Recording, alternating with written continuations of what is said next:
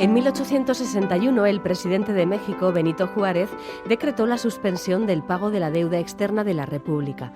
En respuesta, los tres principales países acreedores, España, Francia y Gran Bretaña, deciden intervenir militarmente en suelo mexicano para forzar una negociación. Españoles y británicos se retirarían a los pocos meses, pero Francia decide invadir al gigante azteca con la ambición de someterlo a su poder imperial. Aquella loca aventura terminó para Francia de la peor manera, pero lo más curioso es que sus efectos llegaron hasta suelo vasco. Pues por una especie de carambola, San Sebastián se convertiría en una especie de Guantánamo para un contingente de oficiales mexicanos capturados por los franceses. Una página de la historia que va mucho más allá de lo anecdótico, como enseguida veremos, y que ha rescatado del olvido quien es hoy nuestro invitado en esta sección de Eusko Ikaskuntza. Hola, Juan Aguirre, arratsaldeon. Arratsaldeon, Eva. ¿Quién es nuestro invitado? Cuéntanos. Nuestro invitado precisamente es un especialista en rescatar páginas de la historia insólitas como esta de la que hoy vamos a hablar, y se trata de un amigo del programa, Carlos Riloa Jericó. Arratsaldeon, Carlos. Hola, Carlos.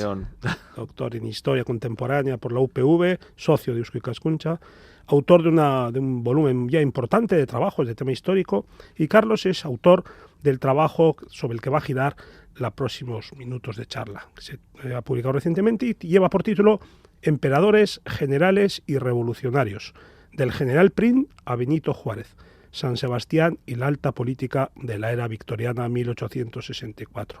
Vamos a empezar, Carlos, si te parece, por el general Prim, que es una destacada figura del progresismo español del siglo XIX y un hombre que, como explicas muy bien en tu trabajo, gozó de una aureola que hoy diríamos mediática, incluso por toda Europa. Bueno, Prim, catalán de Reus, fue quien estuvo al mando de las tropas españolas que, como ha comentado Eva, desembarcaron en México en 1861.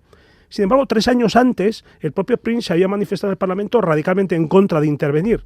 A ver, ponnos en antecedentes, Carlos, ¿qué pasó para que cambiara tan radicalmente de opinión?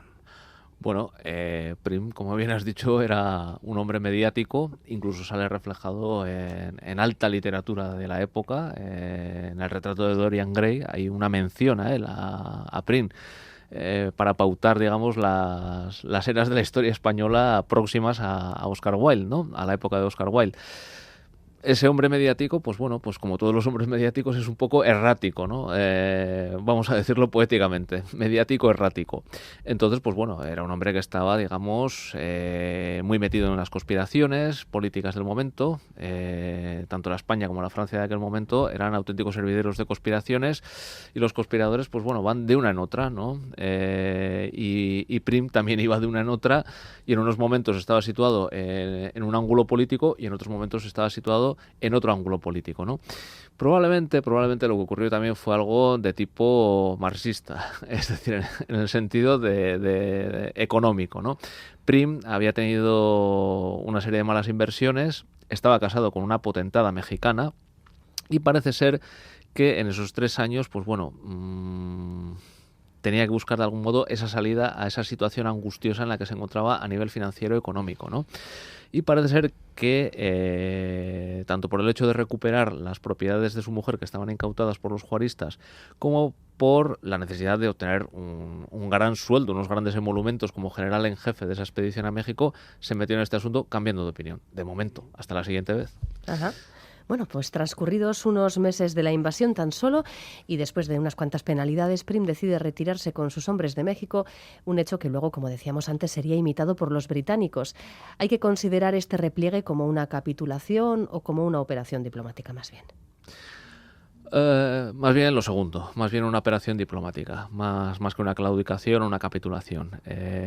Prim era una inteligencia privilegiada, se dio cuenta de cuál era la situación en México, se dio cuenta de que no había horizonte ninguno en mantener la guerra contra la República gobernada por Benito Juárez, y decidió sencillamente retirarse, ¿no? Antes de que la cosa fuera a niveles catastróficos.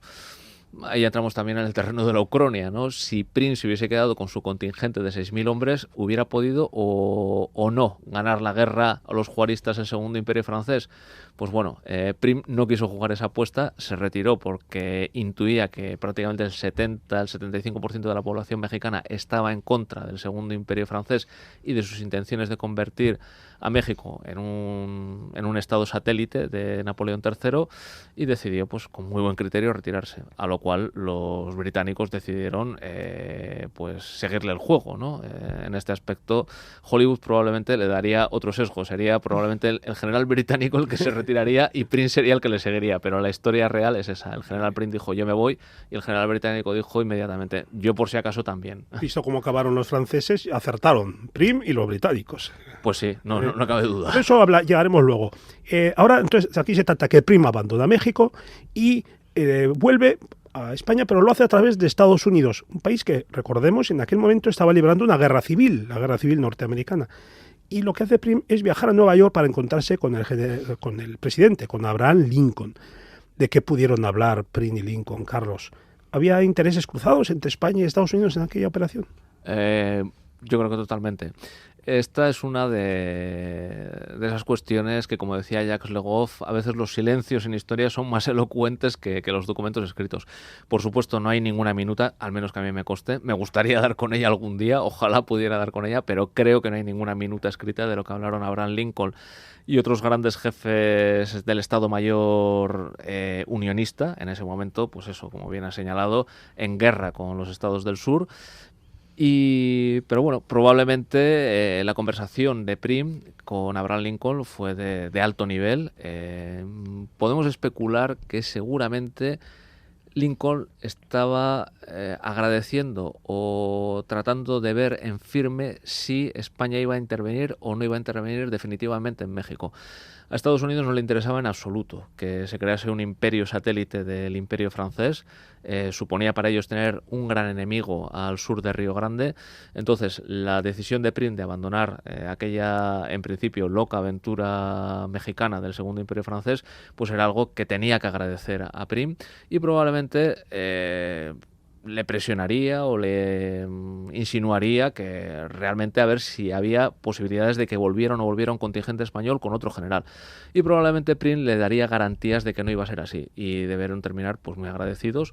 Prim hizo uno de sus tours mediáticos, se fue hasta el Potomac para ver el ejército del Potomac, el famoso ejército del Potomac. Estuvo hablando con McClellan, que era el general en jefe del ejército del Potomac, el único ejército que se interponía entre el general Lee y la toma de Washington DC y el fin de la guerra de secesión, con otro sesgo distinto al que conocemos.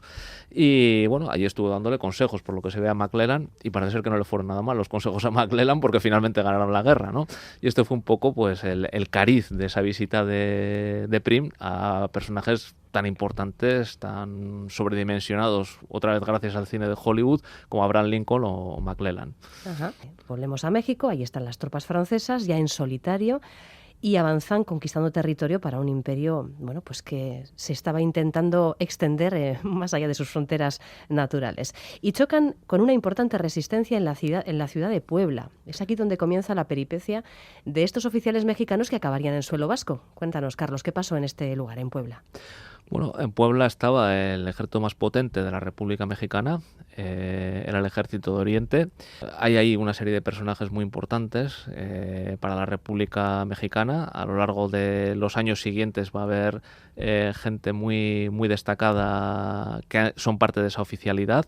Están allí, son los próceres que van a dirigir México, que lo están dirigiendo en ese momento y que lo van a dirigir en futuro, ¿no?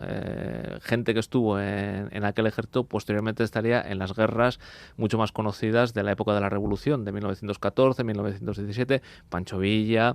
No digo que Pancho Villa estuviera allí, digo que oficiales que estuvieron en aquel ejército de mediados del siglo XIX posteriormente estarían involucrados en la política y en las guerras de ese México tan convulso que conocemos, ¿no? Sobre todo a través de la épica de Pancho Villa o de Emiliano Zapata, ¿no? Ese es el embrión, digamos, de ese México que conocemos mucho mejor, ¿no? Están allí, ofrecen una resistencia tenaz. En esto también, pues volvemos una vez más a Hollywood. Hay muchos tópicos, ¿no?, en torno a los mexicanos. Siempre se les presenta como unos peones desastrados, etcétera, etcétera. Hay que tener en cuenta que el ejército americano, más o menos, el ejército norteamericano se va poniendo a la par en esos momentos con el ejército de México. Seguramente recordaréis la figura de Santana, ese general tan flamante, ese llamado Napoleón de México, ¿no?, porque se le llama Napoleón de México. La República Mexicana, una vez que se independiza, es un territorio norteamericano, porque efectivamente efectivamente, México está en Norteamérica, es un país norteamericano, de los más ricos de esa parte del continente americano. Y bueno, puede permitirse armar un ejército a la última, es decir, en modelo francés. De hecho, bueno, recordaréis alguna película o varias películas en las que se ve el ejército de Santana y es un ejército como el de Napoleón, un ejército napoleónico. Eso no ha cambiado nada en absoluto en la época de Juárez. Es un ejército muy bien armado, muy bien dispuesto, con oficiales muy bien entrenados. La gente que está en ese ejército habla, por supuesto, francés. Es gente muy culta, gente muy preparada. Se han preparado en colegios especiales tanto en México como fuera de México. Y bueno, los franceses se encuentran con una resistencia tenaz, de alto nivel técnico, y que de hecho rechaza un primer asalto. Y eso, pues bueno, al Segundo Imperio francés le duele muchísimo. Es una cuestión de prestigio. Tienen que volver otra vez en un segundo asalto, tomar la ciudad, y finalmente el ejército no tiene más remedio, el ejército de Oriente, que rendirse, y sus oficiales, bajo palabra, como solía ser normal en aquellas guerras tan románticas y tan bien reguladas, que tan raras parecen en unas épocas tan salvajes como la nuestra, pues bajo palabra se entregan a los franceses y bueno, pues se les permite conservar sus espadas. En esto sí que es cierto, como se ve en las películas, sus bagajes, sus uniformes, etcétera, pero el Segundo Imperio francés decide deportarlos, por si acaso, para ir destruyendo el núcleo de la resistencia mexicana al Segundo Imperio francés. Y a estos los traen, son un centenar aproximadamente de oficiales y jefes del Estado Mayor del Ejército Mexicano, los trasladan a Francia, y en Francia pues les presionan desde el gobierno de Napoleón III para que capitulen, para que de alguna manera reconozcan que no van a seguir combatiendo con Juárez en el futuro, a lo cual ellos no transigen. Entonces ahí es cuando se plantea esta situación tan extraña, porque les dejan sin medios para vivir y sin medios para volver a México. Es una especie como de almas en pena por México, por Francia, de estos mexicanos. Y es entonces cuando un grupo de estos irreductibles, cruza la frontera y se establece en San Sebastián. ¿Por qué precisamente en esta ciudad y no en otro lugar? Bueno, pues es una buena pregunta, ¿no? Tiene su lógica, evidentemente. Si queremos reducirlo a la lógica desde nuestra perspectiva, lo primero es lo geográfico. Es decir, está muy cerca de Francia, esa población. Pero hay otras implicaciones que se van entreviendo, ¿no? A medida que vamos desgranando los documentos que tenemos disponibles sobre esta epopeya mexicana en suelo francés y en suelo guipuzcoano, pues vamos descubriendo los demás aspectos. Aparte de la proximidad geográfica, está la cuestión de que San Sebastián era una ciudad con una gran tradición liberal, progresista. Tenía unas afinidades bien conocidas con el general Prim, que era precisamente el ídolo del Partido Liberal Progresista Español, y bueno, pues esa proximidad y esas afinidades políticas entre estos oficiales y la población de San Sebastián son una de las razones, digamos, que les impulsarían a haber cruzado la frontera para huir de ese estatus tan ingrato que, como ha señalado bien Juan, pues les convierte en una especie de almas en penas. No son ni prisioneros de guerra ni refugiados. La verdad es que es muy bonito, entre comillas, descubrir eso en los documentos, porque se desvela lo que era la cínica política de Napoleón III, ¿no? Bueno, pues no eres prisionero de guerra, tampoco eres refugiado, y ahí te mueras de hambre. Para mí, pues tanto mejor, ¿no? La comparación que ha hecho Eva también con Guantánamo tampoco es mala. Tampoco es mala. Viven en una especie de limbo. Claro, ¿no? Un limbo jurídico. Sí. Desde el punto de vista del derecho internacional, la verdad es que la investigación es muy interesante, ¿no? Sí. Yo animo a los alumnos de derecho, si se están planteando alguna tesis, que cojan este tema para desarrollarlo, ¿no? Uh-huh. Bueno, de hecho, hasta el punto llegó esta gente a estar en el limbo que ni las autoridades municipales donostiarras ni las provinciales guipuzcoanas se dieron por enteradas de que estaban por allí. Se les ignoró oficialmente, a pesar de que su presencia en una ciudad bastante pequeña en el momento, pues debía resultar bastante llamativa. ¿Y esto cómo se explica? ¿Y tenían algún tipo de estatus particular para estar allí? Porque digo yo que incluso en esa época harían falta documentos oficiales para moverse a través de las fronteras. Pues sí, en principio el pasaporte existía desde hacía muchísimo tiempo. Además son unos documentos graciosísimos, ¿no? Tú si acudes, por ejemplo, a los archivos y ves pasaportes de la época de la Guerra de Independencia, te describen a la persona: edad 45 años, color de pelo gris, color de ojos verde, estatura, todo eso. Sí, claro. Existía. Ellos, desde luego, tenían una serie de papeles otorgados por el Segundo Imperio francés, de paria, podemos decir. Oficialmente era una especie como de certificado de paria errante que iba de un lado para otro. Y bueno, pues sencillamente la gendarmería francesa de aquel momento, que ya existía la gendarmería, de hecho se remonta a la Edad Media, no es un invento de hace nada, les iba acosando, les ponía dificultades. ¿Usted qué hace aquí? ¿Tiene trabajo? ¿No tiene trabajo? Bueno, verá, yo soy un oficial mexicano y por lo tanto, pues, no, a mí no me cuente historias. Usted tiene aquí un papel en el cual dice que usted es nadie, o sea, es una figura evanescente. Y así iban corriendo de un lado para otro, digamos, y al final supongo que hastiados de esa situación acaban en San Sebastián, obviamente intuyendo que una ciudad española que tiene muy buena relación con Prim, que se ha puesto de su lado unos años antes, abandonando a los franceses a su suerte en México, pues les será más favorable. En principio no se les pone ningún problema para que salgan de Francia.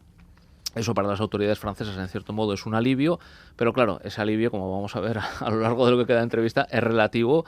Y en cuanto a la ignorancia oficial de estos personajes, de estos oficiales mexicanos, que efectivamente, seguramente destacaban mucho en el paisanaje, sobre todo por el acento del castellano que hablaban, pues es también curioso, pero es también revelador, ¿no? De la actitud de las autoridades políticas del momento, ¿no? Esa relación un poco tormentosa que existe entre la España de Isabel II y la Francia de Napoleón III, ¿no? Eso hace que salgan de un limbo en la Francia de Napoleón III y se metan en otro limbo oficial distinto en la España de Isabel II, ¿no? En este caso, en la ciudad donde veraneaba Isabel II, precisamente, que era San Sebastián. Claro, el hecho de que no aparezca en ningún documento, ni provincial ni municipal, revela también, en este caso, como decía Legoff, un silencio que es estruendoso. Vamos. Atronador. Atronador. Oye, y sin embargo, desde el punto de vista del pueblo donostiarra, ¿cómo les acogió a estas personas que además estaban sin ningún tipo de recursos para vivir aquí? Sí, la memoria que elabora Epitacio Huerta, que es el general de enlace, el que se tiene que encargar de gestionar toda esta problemática, es uno de los oficiales capturados en Puebla y bueno, se le nombra pues por una serie de graduaciones y consideraciones militares, se le nombra el encargado de gestionar la situación de estos oficiales desperdigados por Francia, por España, no solamente en San Sebastián, sino que también hay algunos que acaban recalando en Madrid. Pues bueno, Epitacio Huerta nos revela en su memoria, en una memoria que escribió al regresar a México, la actitud no tanto de las instancias oficiales, a las cuales él también ignora por su lado. Si las instancias oficiales los ignoran a ellos ignoran a la instancia oficial, y menciona pues una serie de personas de Donosti que se detallan en el artículo ya publicado y depositado pertinentemente en las bibliotecas de Guipúzcoa y de Donosti, y nos habla pues eso, de una serie de personajes, pues por ejemplo uno de los maestros de escuela de Donosti, de su bolsillo les da dinero. Hay también una serie de vecinos pues bueno, que les dan facilidades, incluso les facilitan de fumar, ya para vicios les dan, no solamente de comer y de beber, sino de fumar, ¿no? Y también les facilitan pues el alojamiento, la vestimenta, dejan una deuda importante. Esa deuda está calculada en el memorial que escribe Epitacio Huerta, y bueno, nos muestra que varios donostiarras, sin duda liberales progresistas, para actuar de esa manera, estaban pues bueno, actuando por cuenta propia, sin que nadie se lo impidiese también, esa es la verdad. La Diputación o el Ayuntamiento puede que desconozcan o que oficialmente no reconozcan la presencia de estos prisioneros mexicanos en suelo guipuzcoano o en suelo donostiarra, pero tampoco pone ningún impedimento que a los particulares, a nivel particular, valga la redundancia, se encarguen de velar por estos extraños seres políticos, ¿no? Perdidos en la nada política, ¿no? ¿Acabaron recuperando ese dinero? Parece ser que en parte sí, porque de hecho es la República Mexicana de Juárez la que reconoce esa deuda, ¿no? Y se les tiene que pagar. Pero claro, este tipo de deudas a una distancia tan grande, si hoy día hay problemas, en la época de la telemática, pues en aquella época también era muy trabajoso de conseguir. Bueno, encontramos incluso al propio general Prim encabezando una especie de suscripción popular entre los liberales españoles para conseguir fondos para estos prisioneros. Sí, así fue. Prim, bueno, se comprometió muy a fondo con estos prisioneros mexicanos y, bueno, de hecho en el memorial de Epitafio Huerta aparecen cartas cruzadas con el general Prim pidiéndole ayuda, diciéndole, bueno, estamos en una situación en la que todo el mundo nos cierra las puertas, prácticamente todo el mundo nos vuelve la espalda, ¿usted qué va a hacer por nosotros? Y Prim, la verdad es que cumple con su papel de ídolo del liberalismo progresista, que es lo que representaban también estos soldados mexicanos de la República Juarista, ¿no? Y les consigue dinero haciendo una gira pues por distintas ciudades españolas donde había ese pozo, ¿no? Como en Donosti, de liberalismo progresista. El caso de Gijón, por ejemplo. Y bueno, ¿cómo acaban las peripecias de estos soldados mexicanos olvidados en San Sebastián? ¿Cuántos, si se sabe, cuántos consiguieron sobrevivir y volver sanos y salvos a casa? Sobreviven la mayoría. En el artículo... Porque algunos mueren aquí también, ¿verdad? Sí, hay algunos que mueren, no solamente aquí, también en Francia hay unos cuantos muertos. Curiosamente, pienso que al público le interesará saber, muchos de estos, o bastantes de ellos, eran de apellido vasco, es decir, eran descendientes de colonos vascos que habían ido a México en su día y bueno, como suele ser habitual, los apellidos vascos suelen situarse en lo alto de la pirámide social sudamericana o norteamericana, mexicana en este caso, ¿no? Y algunos de estos, pues efectivamente, mueren en suelo guipuzcoano, otros han muerto en distintas ciudades de Francia por las que han andado como almas en pena, ¿no? Y bueno, sí, sobrevivieron unos cuantos, en torno a una setentena. El hecho de que haya menos en el momento en el que se van de los que llegaron no significa que todos hayan muerto. Muchos de ellos se buscan la vida, consiguen adaptarse y probablemente, pues bueno, esto es para los genealogistas, ¿no? Quizás les interese seguir la genealogía de algunos personajes, pues por ejemplo del País Vasco francés, que es posible que sean descendientes de algunos oficiales de estos que encontraron su nicho, por así decir, ¿no? Su nicho ecológico. La setentena que se va son irreductibles, se han negado en todo momento a llegar a ningún tipo de componenda con las autoridades francesas, que los han tratado de esa manera tan cínica, vamos a decir, ¿no? Que a veces duele más el cinismo que la crueldad. Y bueno, pues... Le recogió un barco en La Concha y se lo llevó a Nueva York. Ese fue el itinerario, ¿verdad? Un barco británico, además, hay que decirlo. El vapor Elena. De La Concha a Nueva York y Nueva York bajaron a México. Eso es. Ya. Estaría Napoleón III y su mujer, Eugenia de Montijo, tomando los baños en Biarritz por esa época también, ¿no? Más o menos coincidiría, quizás. Y para completar esta historia, por cierto, ¿qué pasó con el imperio de Napoleón III? Pues el imperio de Napoleón III se hundió. Napoleón III tenía una situación más delicada de la que era capaz de reconocer, ¿no? Y el episodio de Donostiarra no es una anécdota por eso. Es algo más que una anécdota porque es algo que nos demuestra hasta qué punto llegaba la influencia de Napoleón III. Napoleón III probablemente estuvo tomando los baños durante ese tiempo en Cambó, y paseándose por la Run y por todos estos sitios, pero la documentación municipal y provincial guipuzcoana nos muestra los apuros de Napoleón, unos apuros muy disimulados, ¿no? Él acude a San Sebastián cuando viene Isabel II. Es también una de esas entrevistas como la de Lincoln con Prim, de la que no queda una minuta exacta, pero nos podemos imaginar perfectamente de qué vinieron a hablar, ¿no? Hay una serie de regalitos de gran precio, que hoy día están en Gordallo, por cierto, el otro día tuve ocasión de verlos. Son dos magníficos jarrones de Sevres de tamaño niño de 8 años aproximadamente. Sí, no son de los que tenemos ahora para poner flores en casa, ¿no? Son jarrones ornamentales de un precio tremendo. Tanto Napoleón como Eugenia regalaron al Ayuntamiento de Donosti esos jarrones, a ver si así, pues supongo, se ganaban las voluntades políticas de esas instituciones que no reconocían a los prisioneros, pero tampoco hacían nada por largarlos de allí y por ponerles las cosas difíciles y dispersar aquella mala ralea que le estaba fastidiando la vida a Napoleón III. Entonces ya...